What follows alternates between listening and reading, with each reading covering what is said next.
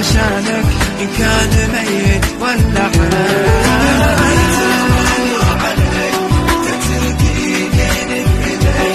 تنسى من عايش عشانك إن كان